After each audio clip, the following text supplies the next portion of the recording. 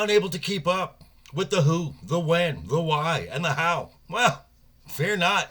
It's a little late, but this is last week's news. Now, what's up, guys? How you doing? Welcome back to the channel. Glad you stopped by. And if you're brand new, hey, grab a seat and stay a while. But do me a couple favors first. Go down and hit that subscribe button. And go next door, ring that bell. Make sure it says all so you know when the next video pops up. Hit that like button. And before you head out, drop a comment. And if you're one of the regulars here, welcome back for another round. I ask that you also hit that like button. And before you leave, drop a comment, because YouTube does love the comments. And of course, share the video out on all social media. Okay, once again, thank you to Wookie Be Bad for having my semi-regular appearance on his show. Always a fun time there. Check out his channel. I'll leave a link to his channel down below in the description. Also, subscriber goal. Let's get to 550 by the end of the month. That's like 19 more days. It's about 29 more in 19 days. I think it's possible. If we hit the 550, the first Friday night's Royal Rumble for the month of October, you'll get full Joker glory for the entire show. Wouldn't that be fun? So anyway, got a goal to make it happen, folks. And once again, it's Monday, and as we do here on the channel, we bring you stories that you might have missed in the world that was pop culture. All links are down below in the description. So let's not waste any time and let's just jump right into it. Our first one comes to us from Vulture, which is something that people in this sphere of YouTube we've known for some time, and that is Rotten Tomatoes is, well, rotten. Yes. So shocked, I know. I wasn't, but apparently, it's confirmed when a movie publicity company called Bunker 15 took it upon themselves to try and boost the ratings of a film called Ophelia, which was a feminist retelling of Hamlet starring Daisy Ridley. I know, I didn't think of it. I didn't hear about it either. No big deal. Now, this film had initially had 13 Rotten Tomato critic reviews, which had it at a 46 certified rotten.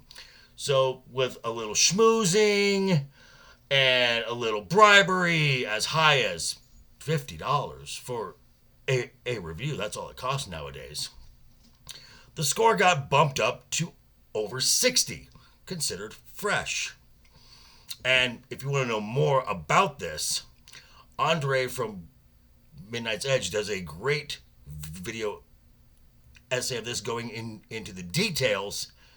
Check out that link down below. I highly suggest it. Now, another story. This comes to us from MSN.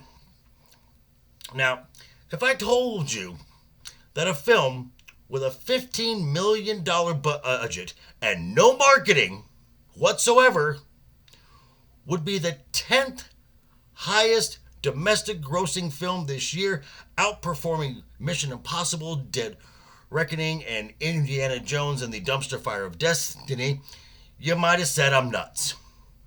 Well, Sound of Freedom was that film.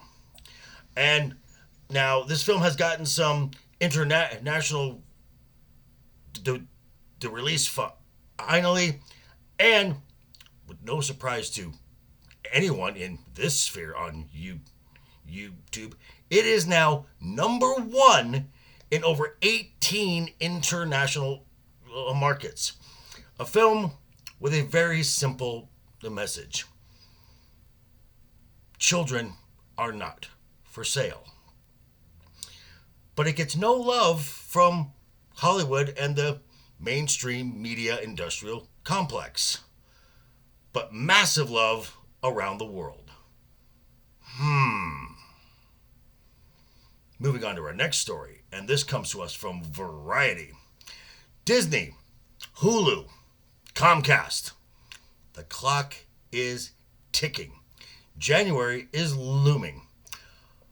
Well, that clock just got moved up to the end of Disney's fiscal calendar, which is in 19 days. That's right. To the end of September. Problem is, Disney doesn't have the money, which makes these early talks with Amazon regarding giving them a share in ESPN, their only real cash cow right now, a lot more interesting. Given the current stock price, Disney would be handing over to Comcast, Universal, its biggest competitor, 15% of the company's value. That is more than any individual institutional investor they have. That could make things very interesting in that Disney boardroom. Interesting indeed. Personally, I find this rather hilarious. And speaking of the House of Mouse, we're going to end with CNBC, where Bob Iger, the current CEO of the Walt Disney Company, who was also the former CEO of the Walt Disney Company. For 3 years, that CEO position was held by Bob Chapek until he was removed unceremoniously at an Elton John concert in the middle of the night on a Sunday. Well, much to the delight of the pixie dusters, he says, "Yay, Bob Iger's back! Uncle Bob's great!" Well, in an interview with CNBC, Bob Chapek describes his 3 years of being CEO, which he was only in power for 10 months, really, as 3 years of a living hell. Which again says something, as Bob says in this interview, that we've all known. Bob Iger never left. To the point, he never vacated the CEO's office. And there's a bunch of details as to why. And pretty much calls Bob Iger petty, egomaniac, and the list goes on and on and on and on and on. And I'm going to list a few videos about that discussion down below in the description as well. Please check it out for yourself. So, final thoughts on this week in the news. With the writers and actors strike, people thought that folks in my sphere would have nothing to talk about. Au contraire, with the mainstream media industrial complex not having anything, and they have to keep talking, the veils come off, and they've decided, you know what? We're not gonna lie for the studios any longer. They're spilling the beans, and personally, I am here for it. No more running cover. Oh, so writers, actors, keep on striking. But hey, these are just my thoughts and some stories you might have missed in the week that was pop culture. But I want to turn it back over to you. Let me know what you think down below in the comments. And check me out tonight, 5 p.m. Pacific, 8 p.m. Eastern, over on Legion Talk. We're going back to the world of Westeros. Game of Thrones, Season 5, Episode 4. Whew. Wow, we are really moving through this season. And also check out Wednesday. You will get the early review of Ahsoka, 5th episode. And no, I'm not going to the theater to watch it. No, that's not happening. But anyway, thank you for stopping by, folks. Quick reminder before you head out the door, hit that subscribe button, ring that bell. If you liked the video, give it a thumbs up. If you didn't like the video, hey, thanks for sticking around this long. I appreciate that. I will see you all very soon. Hope you guys had a great weekend and have a wonderful week ahead of you. And please always have fun.